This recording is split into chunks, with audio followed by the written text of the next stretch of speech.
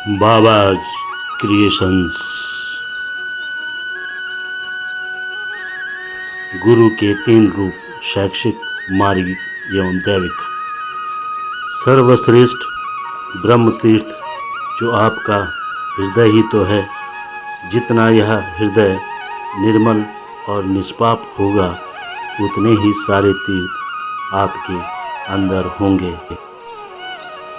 शैक्षिक रूप, जैसे कि एक पीढ़ी दर पीढ़ी एक दूसरी पीढ़ी को मौखिक रूप से सत्य घटनाओं और अनुभवों को स्थानांतरित करती रहती है, वैसे ही गुरु शिष्य की परंपरा वाला ज्ञान बांटना होता आया। मार्गिक रूप, ईश्वर के दूत ही तो हैं जो माया रूपी संसार का भ्रम दूर करते रहते हैं और अध्यात्म की निरंतर यात्रा का भाव अभाव का अंतर देखकर चलने की प्रेरणा वाला ज्ञान बांटना सदा से होता आया है। दैविक रूप, दैहिक, दैविक और भौतिक तापों को दैवीय शक्ति से मुक्ति बोध के ज्ञान से बांटना होता आया है। जन्म से लेकर मुक्ति तक सभी प्रकार के अनुभवों को साध कर सनातन स्वरूप वाला योगत्व प्राप्त करना, इस शिक्षा को कोई भी जीवन में प्राप्त करने में सक्षम कर सकता है। निकटता से निकटता एक रूपांतरण बिंदु, अंतरात्मा भाव जब निकटता लाता है तब ही उसे भक्त के नाम से जाना जाता रहा है। भक्ति भाव जब भर जाता है, सुख का अनुभव करता है, तो सबसे पहले आँखों में ही दिव्य शीतल आंसुओं की आत्मिक गंगा बहती जाती है। वैकुंठ में भक्ति कभी नहीं होती है, वहाँ तो आत्म आनंद होता है, लेकिन ब्रह्मानंद नहीं।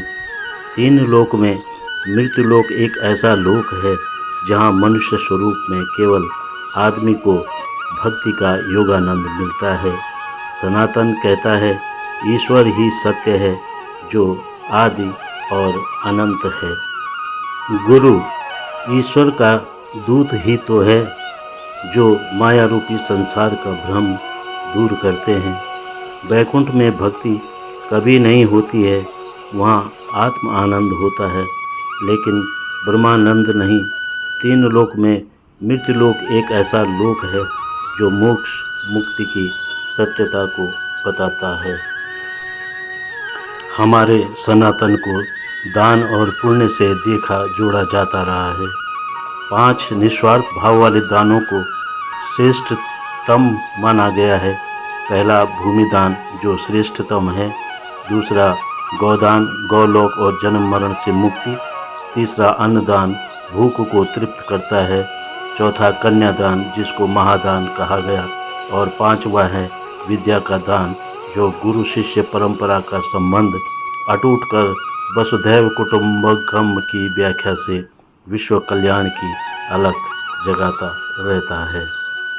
गुरु शिष्य परंपरा का सबसे बड़ा उदाहरण भगवान श्री कृष्ण का कहा हुआ अद्भुत रूप वाला श्रीमद्भागवत में गीता में दिया संदेश का ही ज्ञान था।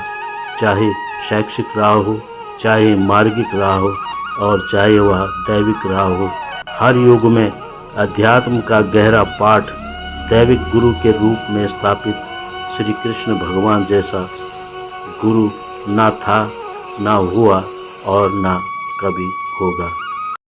आपका धन्यवाद और आभार।